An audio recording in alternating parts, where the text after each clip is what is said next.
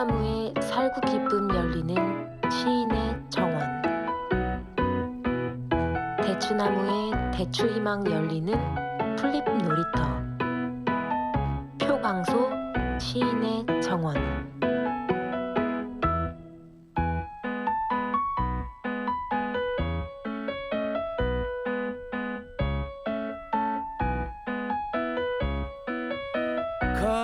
가을 우체국 앞에서 그대를 기다리다. 사람이 장수하고 복을 누림은 타고나는 것이니 어르신이 환갑을 맞았다네. 집안의 명성을 떨침은 선대에서 한 것이요.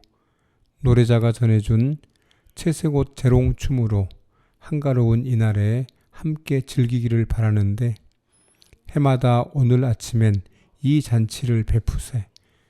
어두운 가운데 복록은 연휴한 바가 있으니. 안녕하세요. FM 91.3 서대문 공동체 라디오 힐링 충전소에서 시인의 정원을 진행하는 시 쓰는 사람 표광소입니다. 오늘 읽은 작품은 사람이 장수하고 복을 누림은 타고난 것이니 인데 2009년에 발견된 이순신의 한 시입니다. 시인의 정원은 오늘도 김현덕 씨와 함께하고 있습니다. 현덕 씨 안녕하세요. 네, 안녕하십니까. 김현덕입니다. 네, 반갑습니다. 노래 한 곡 듣고 다시 오겠습니다. 가수 윤도현 씨가 부릅니다. 가을 우체국 앞에서. 가을 우체국 앞에서 그대를 기다리다. 노란 은행잎들이 바람에 날려가고 지나는 사람들 같이 저 멀리 가는 걸 보네. 세상에 아름다운 것들이 얼마나 오래 남을까.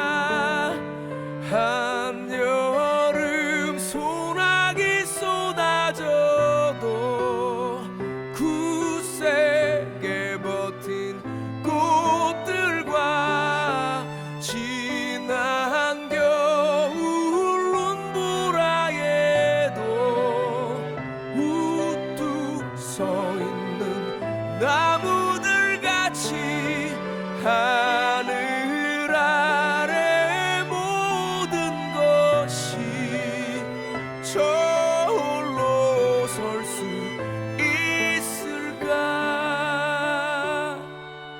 가을 우체국 앞에서 그대를 기다리다.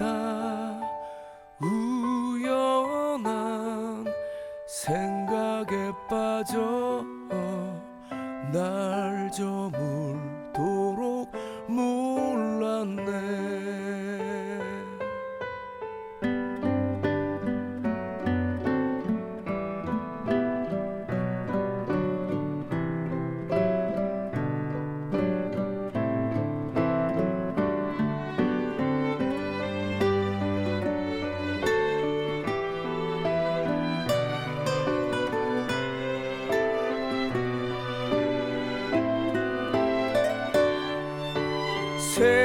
세상에 아름다운 것들이 얼마나 오래 남을까.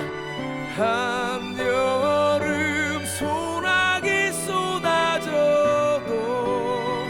굳세게 버틴 꽃들과 지난 겨울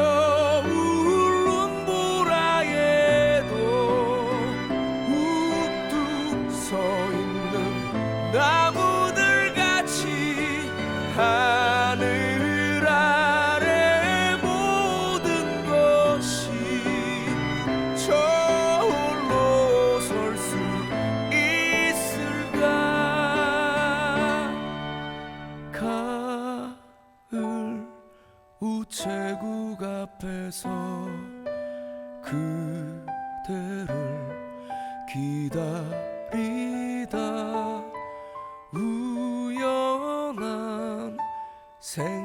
생각에 빠져 날 저물도록 몰랐네 날 저물도록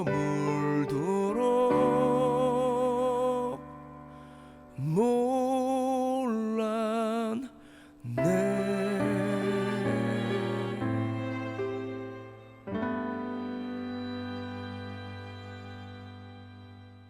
네, 오늘 읽은 이순신의 한시 첫 행에서 사람이 장수하고 복을 누림은 타고나는 것이라는 표현이 있는데요.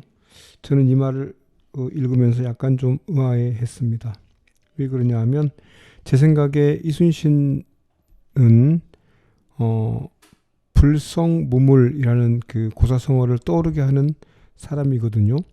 즉 그 매사에 철저하게 준비를 하고 일단 싸움에 시작하면 그 일심으로 총력을 다하는 분이었어요. 그리고 그 결과에 대해서는 그렇게 연연해하지 않는 그런 분인데 사람이 장수하고 복을 누림은 타고나는 것이다 라고 이렇게 하셨기 때문에 이걸 제가 어떻게 받아야 될지 약간 좀 그 첫 읽으면서 약간 충격을 좀 받았거든요.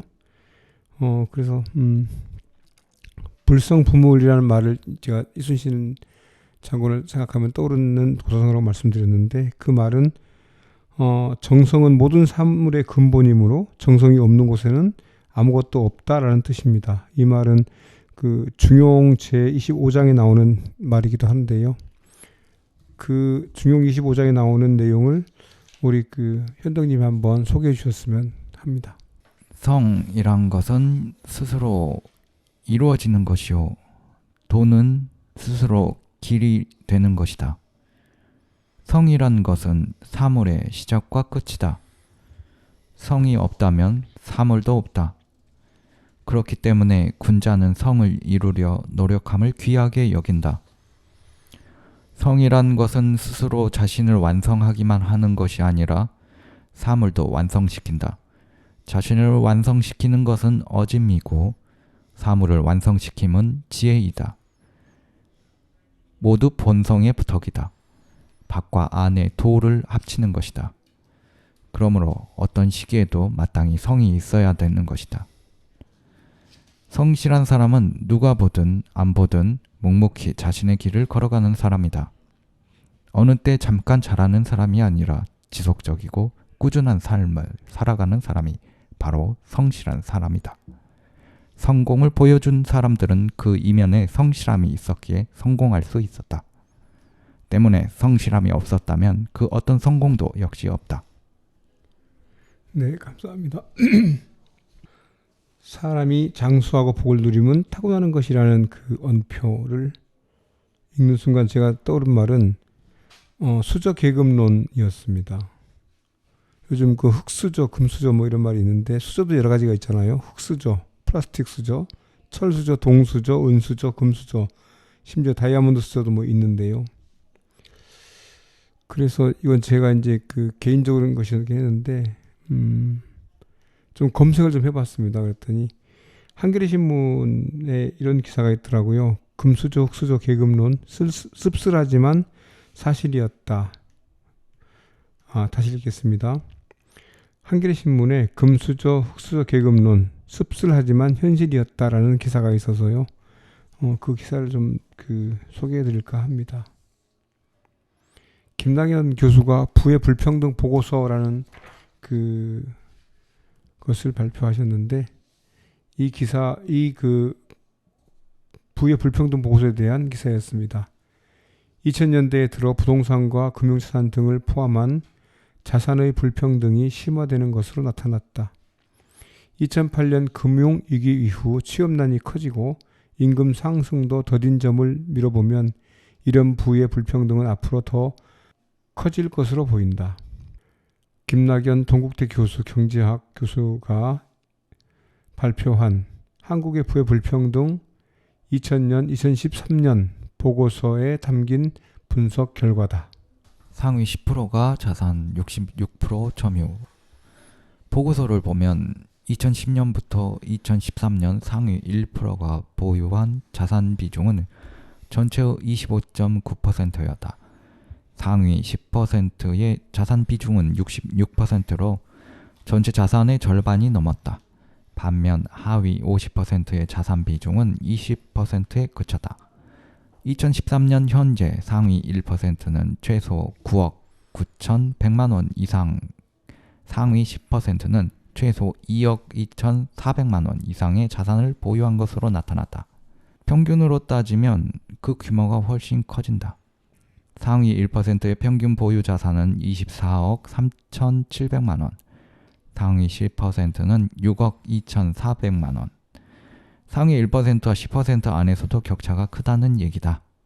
보유 자산에서 큰 비중을 차지하는 부동산 가치는 공시가격 기준이다. 실제 가격보다 낮게 평가됐다는 것이다. 김낙연 교수는 부동산 가치 산정 기준을 시가로 전환하면 자산액은 34%가량 커진다. 시가를 기준으로 하면 상위 1%는 13억 원을 넘어야 하고 상위 10%는 3억 원을 넘어야 한다고 말했다. 상위 10% 자산이 66%를 보유하고 있고 하위 50%는 2%에 그쳐 돈이 돈 버는 사회 갈수록 심화 저성장, 극심한 취업난 속 부모 주머니 사정 따라 부와 빈곤으로 삶의 질이 엇갈려 부의 불평등은 갈수록 심화되고 있다. 부자들의 자산이 더 빠른 속도로 불어났기 때문이다. 2000년부터 2007년엔 상위 1%가 전체 부의 24.2%, 상위 10%가 63.2%를 차지했는데 2010년부터 2013년에 이들의 자산 비중이 각각 1.7%포인트와 2.8%포인트씩 올라갔다. 평균 자산도 상위 50%는 2000년 1억 2천만 원에서 2013년 1억 8,400만 원으로 1.5배 늘어나는 데 그쳤으나 상위 1%는 같은 기간 1.8배 증가했다. 보고서는 우리나라의 부의 불평등 수준을 다른 나라와 비교한 내용도 담고 있다. 2010년 현재 미국과 영국은 각각 상위 10%가 전체 자산의 76.3%와 70.5%를 차지해 우리나라보다 자산 집중도가 높았다. 반면 프랑스와 스웨덴은 각각 62.4%와 57%로 우리나라보다 낮았다. 보고서는 미국, 영국, 프랑스는 20세기 초까지만 해도 상위 10%의 자산 집중도는 80에서 90% 수준으로 매우 높았으나 대공황과 세계대전을 거치면서 하락한 뒤 1980년대 이후 다시 상승하는 U자형 양상을 보이고 있다. 다만 미국과 영국은 자산 집중도 상승이 두드러진 반면 프랑스는 62% 수준에 머물고 있다고 밝혔다. 저성장 속 부의 대물매. 김낙연 교수는 이번 연구는 프랑스의 토마 피케티 파리 경제대 교수의 문제의식이나 주장과 맞닿아 있다. 피케티 교수는 2014년 국내에서도 발간된 저서 21세기 자본에서 세계적인 부의 불평등 양상을 고발한 이후 크게 주목받고 있는 학자다. 피케티 교수는 자신의 저서에서 성장률이 떨어지면서 노동을 통해서 얻는 소득보다 과거에 축적된 부와 그로부터 얻는 수익이 더 중요해지고 있다며 부의 자산에 대한 과세를 강화해야 한다는 의견을 밝혔다. 김 교수는 이번 보고서에서 부의 원천은 따지지 않았다. 즉 상속 또는 증여를 통해 부모로부터 물려받은 부인지 아니면 본인의 경제활동을 통해 축적한 부인지 구분하지 않은 채 부의 불평등을 수준만 보여줬다. 김 교수는 남은 과제는 자산 분포의 실상을 풍부하게 드러내는 것이라고 밝혔다. 다만 최근의 상황을 보면 피케티 이론이 국내에서도 현실로 나타날 가능성이 크다. 경제 성장률이 떨어지고 있고 취업난과 교육 격차가 커지면서 대물림 된 부가 개인의 경제 활동보다 재산 형성에 더 많은 영향을 끼치고 있기 때문이다. 청년 세대의 자조적인 표현인 수저계급론도 맥락을 같이 한다. 수저계급론은 부모가 갖고 있는 부의 수준이 자녀의 삶을 결정짓는다는 세태론이다. 김 교수는 한겨레와의 통화에서 부를 이전받는 사람이 소수에 불과한 상황에서 물려받은 부가 자기 능력이나 성과에 따라 받는 보상보다 중요해진다면 부의 정당성에 대한 문제가 발생할 수밖에 없다고 말했다. 네, 노래 한 곡 듣고 다시 이어가겠습니다. 가수 김필이 부릅니다. 청춘.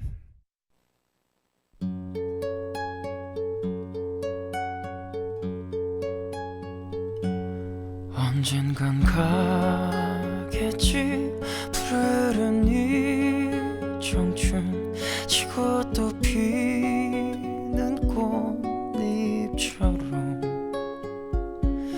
달 밝은 밤이면 창가에 흐르는 내 젊은 연가가 구슬퍼 가구 없는 날들을 잡으려 빈손짓 셋을 퍼지며 차라리 보내야지 돌아서야지 그렇게 세월은 가는 거야 나를 두고 간 님은 용서하겠지만 날 버리고 가는 세월이요 정들 곳 없어라 허전한 마음은 정답던 옛 동산 찾는가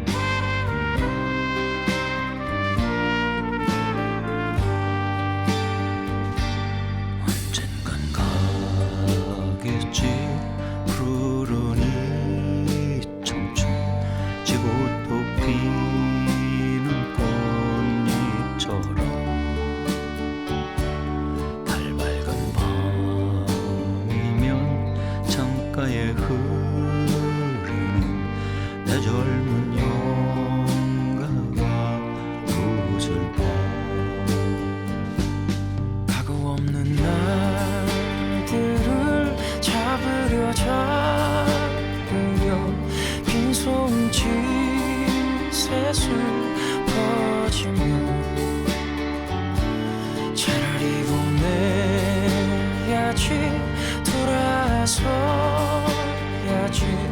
그렇게 세월은 가는 거야 언젠간 가겠지 푸르른 이 청춘 지고 또 피는 꽃잎처럼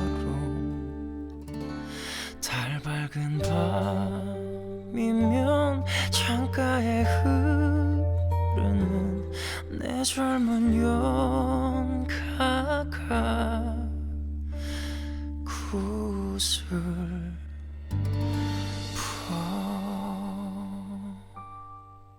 네, 오늘 읽은 이순신의 시 사람이 장수하고 복을 누림은 타고나는 것이니 라는 이 작품은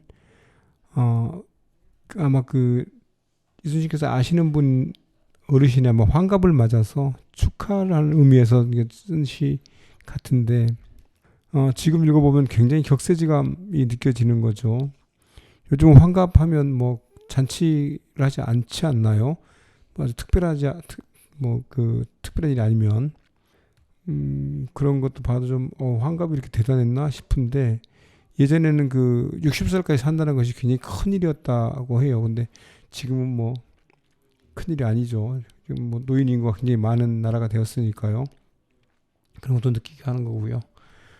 이 시에서 또 네 번째 행에 보면 노래자가 전해준 채색옷 재롱춤이라는 게 나오는데요.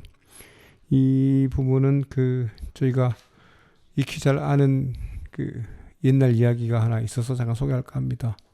춘추 전국 시대에 노나라에 아주 효심이 지극한 사람이 있었는데 그 사람 이름이 노래자였습니다. 이 사람은 본인이 70세가 넘는 백발노인이 되었을 때도 부모님한테 굉장히 효성을 다했고 그런 어떤 효행 때문에 부모님이 건강하게 장수를 하셨다는 이야기가 있는데요. 그 백발 노인이 되었을 때도 본인의 나이가 늙었다는 것을 부모님이 알아차리지 못하게 하기 위해서 이게 지금 시에도 나옵니다만 채색 옷을 입고 늘 그 어린아이처럼 재롱을 피우기도 하고 이렇게 하면서 부모님이 자기 나이를 알지 못하게 하고 했고 부모한테 자기 나이를 알려주지도 않았고 뭐 이랬다는 얘기가 전해지고 있는 분입니다. 또 이분은 하루 3끼를 매번 그 손수 지어서 갖다 드렸고요. 그때마다 식사가 끝날 때까지 마루에 엎드려서 있었다는 얘기도 있습니다. 뿐만 아니라 그 부모님이 드실 물을 떠가다가 일부러 이렇게 넘어져가지고 마룻바닥에 뒹구면서 그 어린아이처럼 우는 모습을 연출하기도 해서 그런 모습을 하루도 안 빼놓고 했기 때문에 주변 사람들이 늘 칭찬이 자자했다라는 그런 얘기가 전해지고 있는데요. 현실적으로 지금 저희로서는 불가능하지 않나요? 뭐 다른 설명 안 해도 다 아실 텐데 아무튼 이런 그 일화가 있는 그 시가 이런 일화가 있는 그 노래자라고 하는 사람이 이 시에 나와서 잠깐 노래자 얘기를 좀 해보았습니다. 그리고 노래자가 또 살았던 시대가 공자가 그 살았던 때와 그 동시대의 인물이기도 해서 그 노래자라는 그 이름이 우리가 알고 있는 노자, 도덕경을 쓰신 남긴 노자하고 같은 인물이었을 것이라고 주장하는 분도 있는 것 같습니다. 자, 여기서 또 노래 한 곡 듣고 계속하겠습니다. 가수 박강수 씨가 부릅니다. 가을은 참 예쁘다.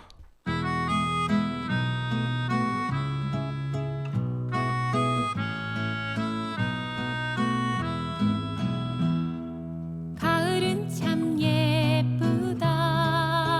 하루하루가 코스모스 바람을 친구라고 부르네. 가을은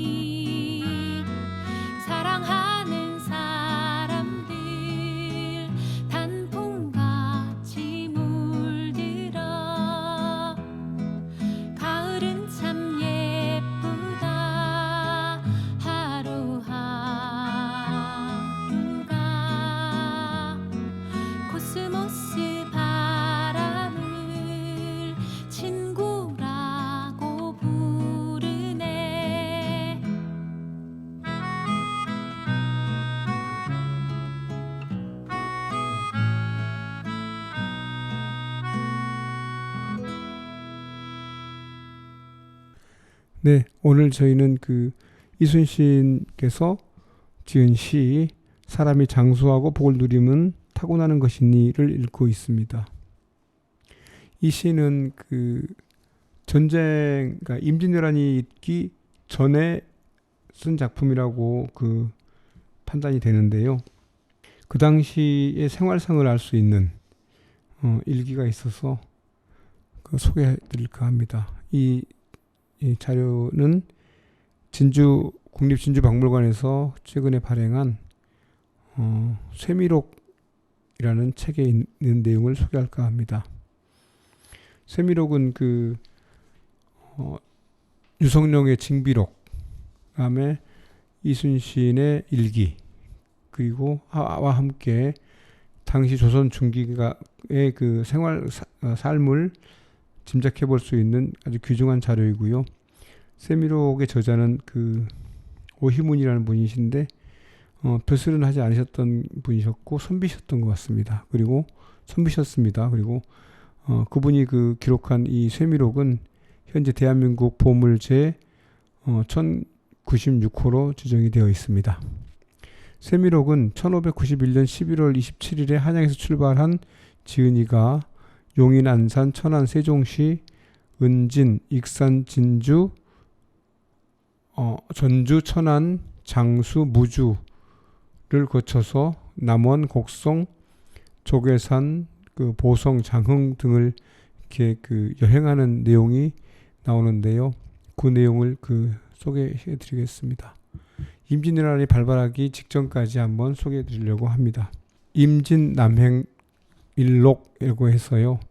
1591년 11월 27일부터 쓴 일기를 지금 읽어 드리겠습니다. 나는 지난 1591년 동짓달 21의 날 새벽에 한양을 출발해 용인에 있는 이경여의 서당에서 묵고 이튿날 양산 시골집으로 가면서 먹을 양식을 마련했다. 다음날 일찍 길을 떠나 직산에 있는 작고한 친구 변중진의 농장에 도착했다. 중진이 부리던 사내종 어똥이 내가 온 곳을 보고 반갑게 맞으며 따뜻한 방을 내주었다. 마치 제 주인을 대하듯이 정성스러우니 훌륭한 종이라고 할 만하다. 감사하고 슬픈 마음이 교차했다. 이튿날 아침 일찍 길을 떠나서 망일사로 들어갔다. 아침을 먹고 목천으로 향하는데 비가 내렸다. 간신히 처소에 도착하니 마침 김태숙과 조자옥도 이곳에 와 있었다. 현감 조영연이 내가 왔다는 말을 듣고 즉시 동원으로 나와 태숙과 자옥과 더불어 오랫동안 만나지 못한 회포를 풀었다. 사흘을 내리 머물면서 풍악을 울리며 취하도록 마시고서 나의 숙소로 와서 자며 후하게 대접했다. 영연은 나의 인척 사촌이기도 했지만 젊어서부터 함께 살아서 정의가 매우 두터웠기 때문이다. 자옥은 영연의 동복아우로 또한 내 젊은 시절의 친구이다. 그도 노자를 넉넉히 보태주었다. 이튿날 일찍 길을 나섰는데 어제 내린 큰 눈으로 길이 험해서 전몰역에야 임소열이 다스리는 연기현에 당도했다. 소열은 나의 동서이다. 면부가 이곳에 왔다는데 마침 현감이 부재 중이라 일정이 바빠 만나지 못했다고 한다. 안타깝다. 이튿날 금강가에서 아침을 먹고 투숙했다. 밤에 눈비가 섞여 내리는 바람에 늦게 출발했다.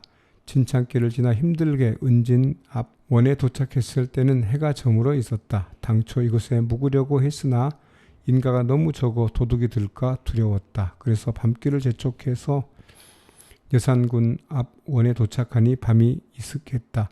집집마다 행인들로 만원이라 갈 곳이 없었다. 그러던 차에 빈 방이 생긴 집주인이 길손을 맞았다. 술자리를 파할 무렵 내 종놈이 뛰어들어와 취한 주인과 다투는데 싸움이 커지려고 했다. 종놈을 엄하게 제지하고 취한 주인을 잘 달래서 간신히 말렸다. 다른 집으로 거처를 옮기려고 했으나 밤이 깊어 그대로 묵을 수밖에 없었다. 이튿날 송인수의 집으로 들어가 오랫동안 만나지 못한 회포를 풀었다. 아침을 먹은 뒤 완산부 남문박 장수 주인의 집에 가서 잤다. 다음 날은 지난 지역 정병 김윤보의 집에서 묵었는데 그도 장수 사람이다. 그 집에서 묵었으며 막걸리를 마셨다.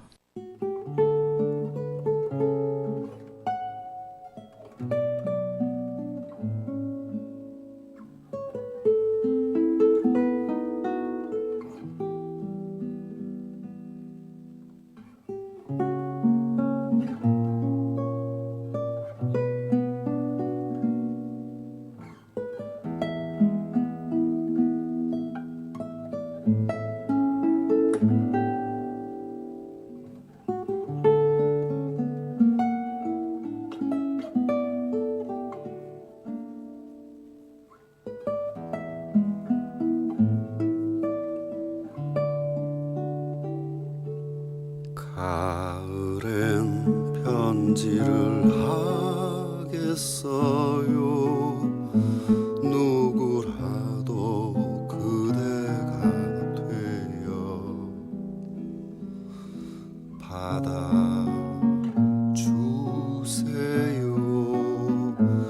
낙엽이 쌓이는 날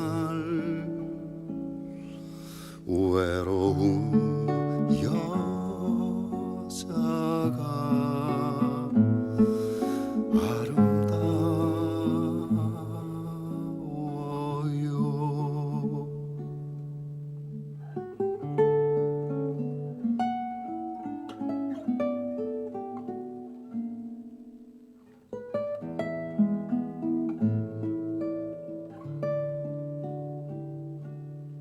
가을엔 편지를 하겠어요. 누구라도 그대가 되어 받아주세요.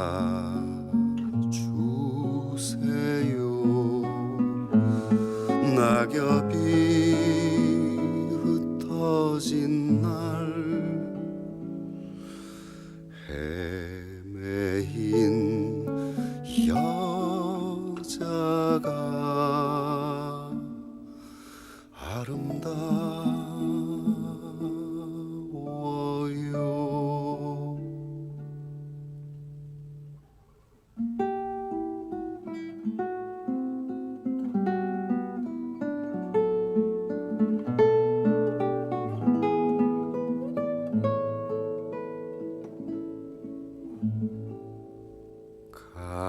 가을엔 편지를 하겠어요. 모든 것을 헤매인 마음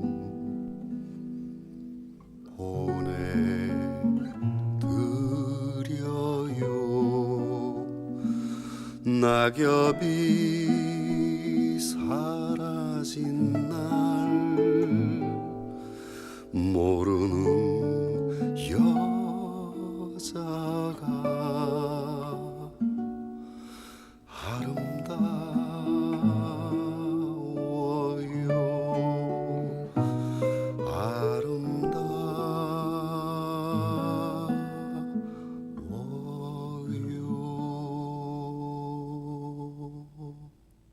12월 10일 중대사에 이르러 아침을 먹고 비로소 장천현에 도착했다. 관아의 모든 사람들이 환영해 주었고 연일 밤을 새워가며 답답했던 회포를 풀었다. 12월 18일에 한 해를 마칠 양식을 얻어서 종과 말편에 집으로 올려보냈는데 올해 정월 20일이 넘어서 종과 말이 돌아왔다. 말을 쉬게 하느라 2월 10일 이후에 먼저 황간으로 향했다. 황간은 나의 외가가 있는 곳이다. 장천을 출발해 장계 관내로 들어와 자는데 종윤이 같이 있는 사람과 함께 와서 작별했다. 이튿날 무주에 도착했다. 당초 고을로 들어갈 계획이었으나 전라도 도사가 군대를 점검하는 일로 현에 머물러 있다는 말을 듣고 물러나와 사내종 인수의 집에서 잤다. 다음날 무주를 지나 영동 외삼촌 댁에 도착했는데 외삼촌의 부종 증세가 대단히 위중했다. 여러 종 형제가 모두 모여서 몹시 기뻤지만 외삼촌의 병 때문에 서로 즐거워할 수 없었다. 하루를 머물고 황계 남백원의 집으로 향했다. 백원은 나의 외사촌 형으로 어린 시절 외할머니의 손에 함께 자라서 형제처럼 지낸 사이이다. 15년 남짓 떨어져 있다가 이제야 만나니 희비가 교차했다. 지금 옛 동산에 와서 경물을 보니 감회가 새롭고 돌아가신 분들 생각에 눈물이 절로 흘렀다. 며칠 머물면서 외할아버지 산소에 재물을 올려 절하고 나를 기르느라 애쓰신 은혜를 회상하다가 나도 모르게 그만 눈시울을 적셨다. 내가 그 거울에서 태어나 외할머니 손에 자라서 부모와 같은 은혜를 입었기 때문이다. 남은 술잔을 두 외삼촌 산소 앞에 올렸다. 외삼촌 두 분께도 어렸을 때 보호하고 양육해준 은혜를 많이 입었는데 그중 첨사를 지낸 외삼촌이 더욱 돋아우셨다. 재물은 여기서 쓰려고 장천에서 마련한 것이다. 이때 남자손 형이 금릉에 있었는데 내가 왔다는 소식을 듣고 말을 보내 나를 맞이했다. 나는 그리로 가서 하룻밤을 함께 보내며 밤새 회포를 풀었다. 자손 형도 나의 외종이었다. 젊어서 같이 논일며 의기투합했기 때문에 다른 총형제들보다 더 좋아하는 사이인데 지금 여기서 만나게 되니 몇 배는 더 기뻤다. 형수도 나와서 맞아주었다. 앞에 쭉 늘어서서 절을 하는 그 딸들의 단정하고 말쑥하며 온화한 모습이 마치 요조 숙녀였다. 큰 딸은 시집갈 나이가 되어 골랐다고 한다. 자손 형과 함께 황계로 돌아왔다. 24일은 한식이라 이곳에 머물렀다. 내가 이곳에 도착한 이튿날 산의 종을 성산으로 보내 신공을 거두오게 했다. 오래 머물다가 오자 즉시 출발했다. 영동 외삼촌 댁에 다시 왔는데 이를 통해 외가의 누락된 노비를 나누었다. 외삼촌은 더욱 위중하셨다. 84의 고령에 이처럼 위태로우니 보존하실 수 있겠는가. 다음 날 다시 모주연을 찾았다. 한풍루에 오르자 누대 앞 긴 냇물이 띠를 두른 듯이 흐른다. 이곳 삼청각에서 자는데 누각이 몹시 맑고 깨끗해서 정신이 날아갈 듯 상쾌하니 선경에 오른 기분이었다. 예전부터 들었던 삼청각의 청아한 청취를 이제 와서 보니 오랜 소원이 풀렸다. 함께 감상하는 사람이 적어 아쉬울 따름이다. 자미가 편지를 보낸 덕에 무주 현감이 아침 저녁 끼니를 보내왔다. 이튿날 일찍 산해종 인수의 집으로 다시 가서 그간 세간을 나눈 경위에 대해 설명하면서 인수와 그의 5촌 진려가 우리 집 몫이 되었다고 말해주었다. 예전에 재산을 분배해야 할 때 그곳 노비들이 죄다 누락되는 바람에 영동 사촌들에게 오랫동안 빼앗겼지만 지금부터 우리 집 몫이 되었다는 말을 듣고 인수는 무척 기뻐했다. 아침을 먹인 뒤 장계에 사는 인의 손덕남 집으로 와서 잠을 청했다. 이튿날 아침 손공이 두부를 만들어 대접해 주었다.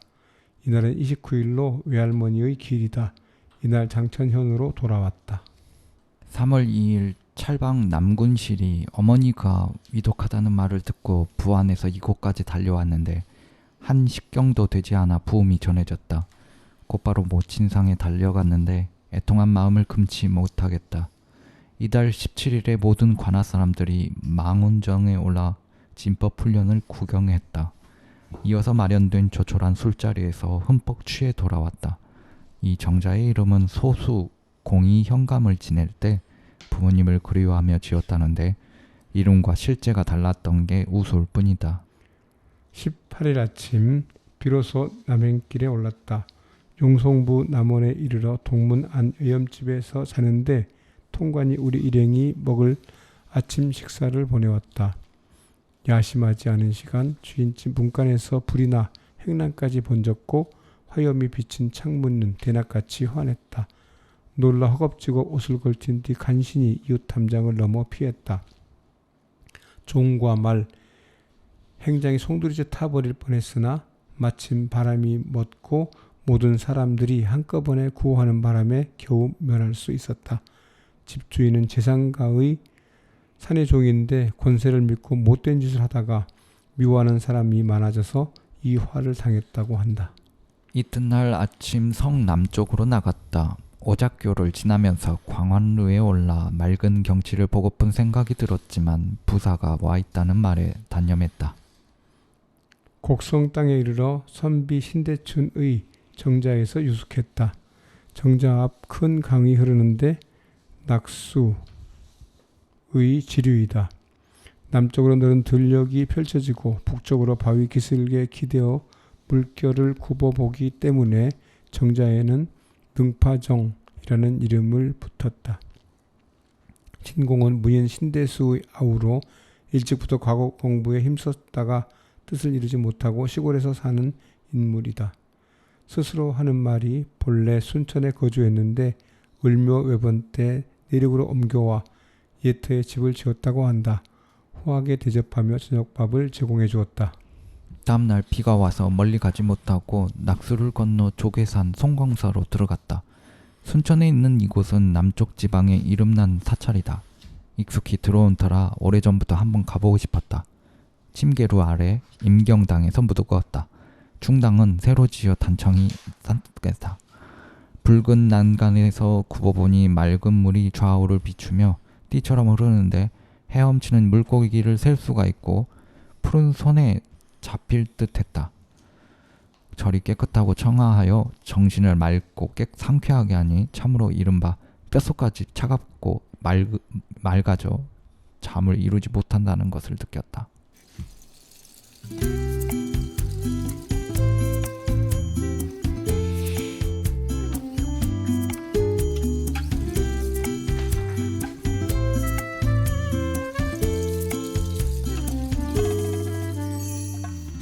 가을이 오면 눈부신 아침 햇살에 비친 그대의 미소가 아름다워요.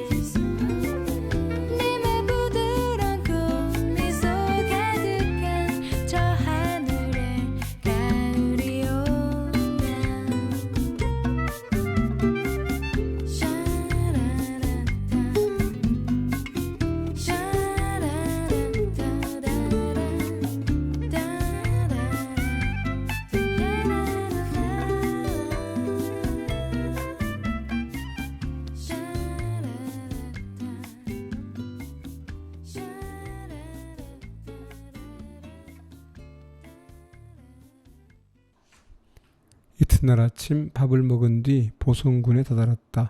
이 고을은 내가 자순형과 놀던 곳이다. 이제 30여 년이 지나 들어가 옛 정취를 보고 싶었지만 군수와 안면이 없고 또 굳게 닫혀 있어서 들어가지 못하고 북문 밖 여염집에서 묵었다. 공생 임희령을 찾아갔더니 한양에 갔다고 한다. 임희령은 지난날 산사에서 같이 지냈던 사람이다. 다음날 일찍 길을 나섰다. 장흥부에 이르러 성 동쪽 천변의 정자에서 잠시 쉬고 보인 뒤에 성으로 들어가 나무난 여염집에서 머무르는데 부사가 일행의 식사를 넉넉히 제공해 주었다.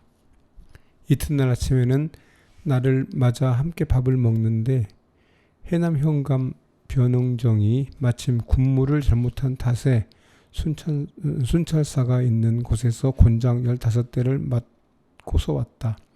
변공은 젊어서 공부하여 여러 번 초시에 합격했으나 늦음하게 무예를 배워 무과에 합격한 인물이다. 처음에 구미에 임명되었다가 승진하여 해남 현감에 제수되었는데 지금은 치욕적인 매를 맞고는 무인이 된 것을 잘못 후회했다. 변공의 나의 인척으로 그동안 일면식 없이 이름만 익히 들었는데 내가 여기에 왔다는 소식을 듣고 먼저 사람을 보내 안부를 묻고 은근한 정을 극진히 표했다. 해남으로 돌아간 뒤에도 전죽, 표고 등을 구림 윤경흠의 집으로 보내주었다. 경흠은 윤겸의 젊은 시절 친구다. 윤겸이 우대하는 아전인 중방 송강이 날마다 찾아왔다.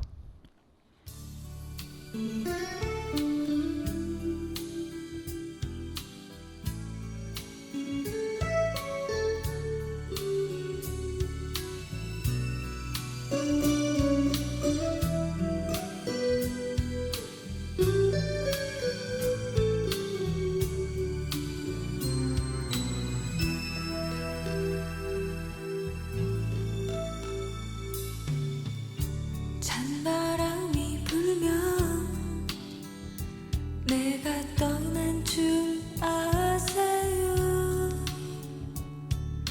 스쳐가는 바람 뒤로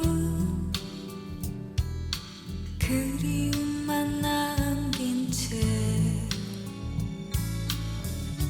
낙엽이 지면 내가 떠난 줄 아세요. 떨어지는 낙엽 위에 추억만이 남아있겠죠. 한때는 내 어린 마음 흔들어주던 그대의 따뜻한 눈빛이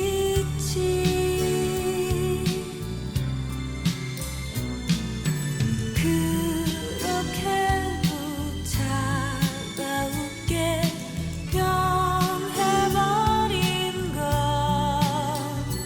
계절이 바뀌는 탓일까요?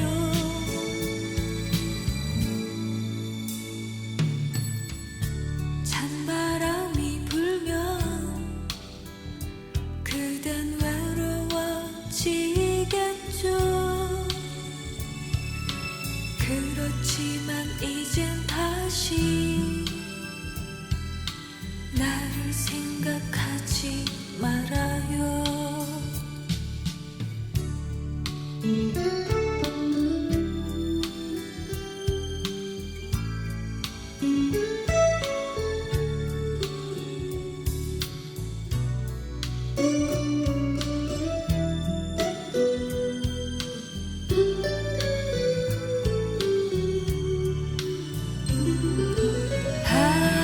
한때는 내 어린 마음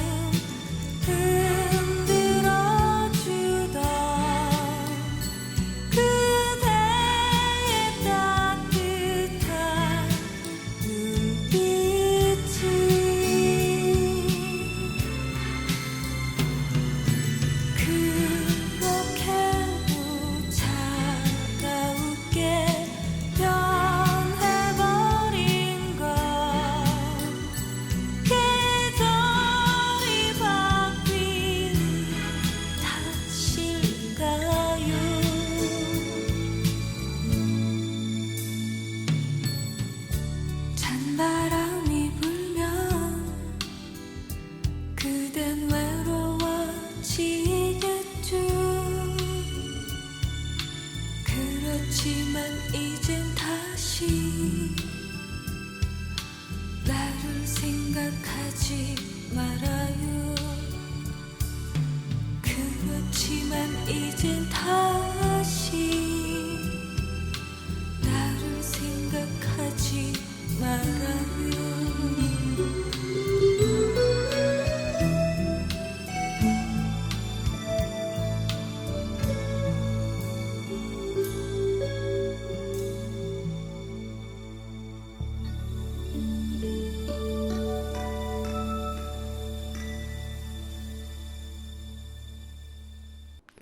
네, 쇠미록 1591년 11월 17일부터 그 일기를 읽는 동안에 김민기 씨가 부른 가을 편지,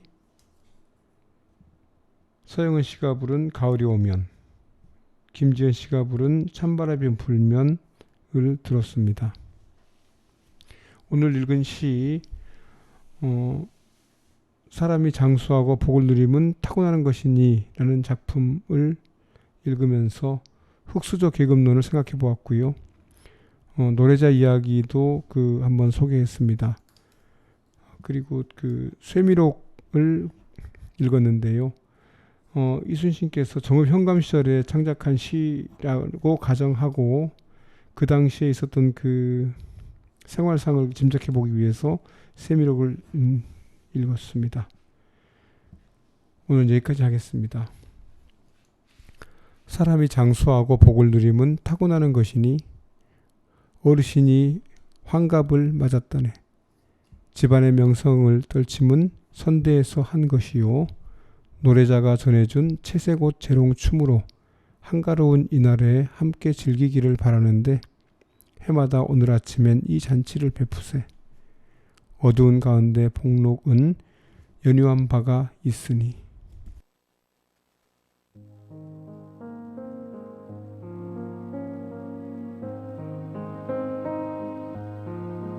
눈을 뜨기 힘든 가을보다 높은 저 하늘이 기분 좋아. 휴일 아침이면 나를 깨운 전화. 오늘은 어디서 무얼 할까. 창밖에 앉은 바람 한 점으로 사랑은 가득한 곳. 널 만난 세상 더는 소원 없어. 바람은 죄가 될 테니까.